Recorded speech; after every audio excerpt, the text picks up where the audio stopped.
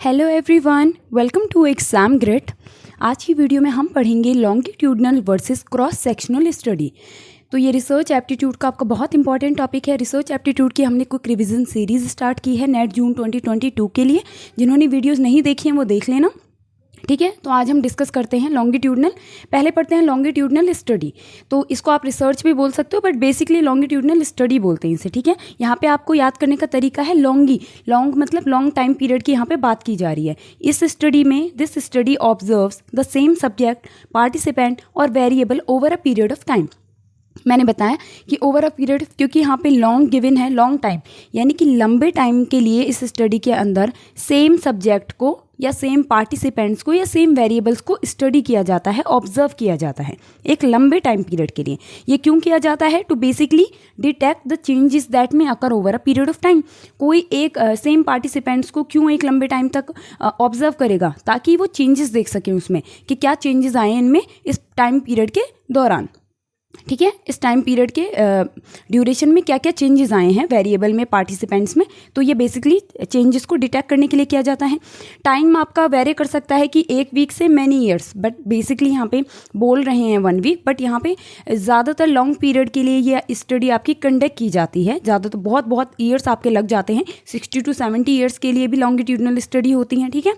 उसके अलावा it can establish cause and effect relationship between variable, क्योंकि यहाँ पे आपकी लॉन्ग पीरियड के लिए सेम सब्जेक्ट को, सेम पार्टिसिपेंट्स को स्टडी किया जाता है, ऑब्जर्व किया जाता है, तो वहाँ पे बहुत चांसेस हो जाते हैं कि आपको एक्चुअल में पता चल सके कि वेरिएबल्स के बीच में क्या कॉज एंड इफेक्ट रिलेशनशिप है, ठीक है। तो यहाँ पे एस्टेब्लिश कर सकते हैं कि क्या किसका कॉज है और उसका इफेक्ट किस पे पड़ रहा है। इंडिपेंडेंट वेरिएबल, डिपेंडेंट वेरिएबल, हम यहाँ पे एस्टेब्लिश इनके बीच में रिलेशनशिप कर सकते हैं, क्योंकि ये लंबे टाइम के लिए आपकी रिसर्च होती है, ठीक है।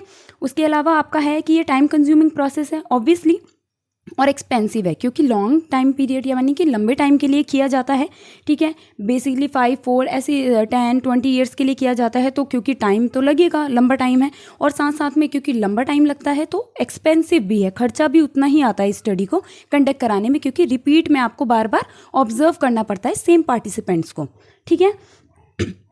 एग्जाम्पल क्या है इसका? A study conducted to observe the demand of online education in the year between 2019 to 2025। हमें पता है ऑनलाइन एजुकेशन कोविड-19 के टाइम पे बहुत ज़्यादा हाइप पे रहा है आपका, है ना। इससे आपका ऑनलाइन एजुकेशन को बहुत ज़्यादा हाइक मिला है। तो यहाँ पे हम क्या बोल रहे हैं कि ये स्टडी कंडक्ट करेंगे जिसमें वो ऑब्जर्व करेंगे कि जो ऑनलाइन एजुकेशन का डिमांड है वो क्या रहा है बिटवीन 2019 to 2025। तो यहाँ पे हमारा एक ही सब्जेक्ट है ऑनलाइन एजुकेशन। सब्जेक्ट आपका पर्सन हो सकता है, लोगों के बारे में भी कर सकते हैं, और कोई ऐसे ऑनलाइन एजुकेशन, कोई ऐसे इशू भी हो सकते हैं, ठीक है, कोई टॉपिक हो सकता है।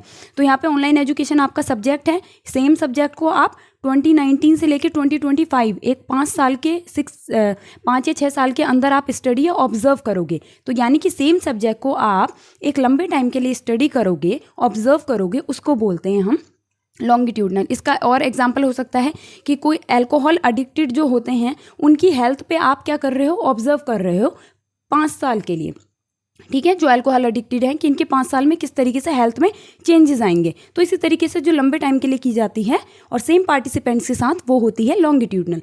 अब आते हैं हम क्रॉस सेक्शनल। क्या होता है क्रॉस सेक्शनल? थोड़ा उसका वाइस वर्सा होता है। इसमें ऑब्जर्व करते हैं different subject, different participant, different variable at the same time. जैसे मैंने बताया कि यहाँ पे आपका क्या होता है, यहाँ पे आपके पार्टिसिपेंट सेम नहीं होते हैं, यहाँ पे आपके पार्टिसिपेंट डिफरेंट होते हैं, और टाइम क्या होता है, लंबा नहीं होता है, एक ही पॉइंट ऑफ टाइम पे यहाँ पे उनको ऑब्जर्व किया जाता है, ठीक है। ध्यान से सुनना।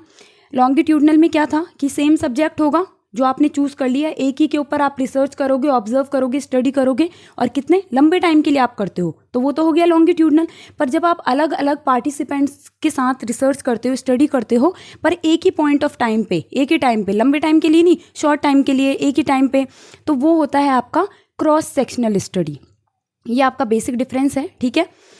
इसके अलावा यहाँ पे बोला है it is basically done to compare the differences among selected subject. क्यों किया जाएगा क्रॉस सेक्शनल? क्योंकि हम यहाँ पे एक टाइम पे डिफरेंट पार्टिसिपेंट्स को स्टडी कर रहे हैं, ऑब्जर्व कर रहे हैं, तो हम उनमें कंपेयर करना चाहते हैं उनके क्या क्या डिफरेंसेस हैं, कि एक के कंपैरिजन में दूसरे में क्या डिफरेंस है। यहाँ पे आप एज के बेस पे कर सकते हो, वे के बेस पे कर सकते हो, इनकम के बेसिस पे कर सकते हो, ठीक है। अलग अलग पार्टिसिपेंट्स को यहाँ पे आप उनके बीच का डिफरेंस कंपेयर करते हो। वहाँ पे क्या होता था, वहाँ पे आप चेंजेस को डिटेक्ट करते थे कि क्या क्या चेंज आए हैं आपके सब्जेक्ट में, क्योंकि आपका सेम सब्जेक्ट होता था लंबे टाइम के लिए। बट यहाँ पे बहुत सारे आपके पार्टिसिपेंट्स हैं तो उनके बीच में आप कंपेयर करते हो डिफरेंसेस को। यहीं पे एक और इसका फीचर है कि it can not establish cause and effect relationship between variables.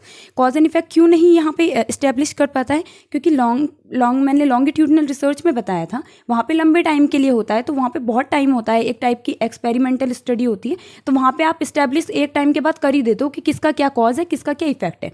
But यहाँ पे ये एक पॉइंट ऑफ टाइम के लिए होता है, शॉर्ट टाइम के लिए होता है, तो यहाँ पे आप cause and effect relationship establish नहीं कर पाते हो, आपको पता नहीं है क्या कॉज है क्या इफेक्ट है। उसके अलावा ये स्टडीज़ आपकी क्विक होती हैं in comparison to the longitudinal study. Obvious है, क्योंकि लॉन्गिट्यूडनल एक लॉन्ग पीरियड के लिए होता है, लॉन्ग टाइम पीरियड के लिए होता है, और ये आपका एक शॉर्ट टाइम पीरियड के लिए होता है, एक पॉइंट ऑफ टाइम के लिए होता है, ठीक है। तो ये बहुत जल्दी हो जाती है आपकी इन कंपैरिजन टू लॉन्गिट्यूडनल। उसके अलावा इसका एग्जाम्पल देखते हैं हम। A study conducted to measure current obesity level in the youth aging between 19 to 25 years.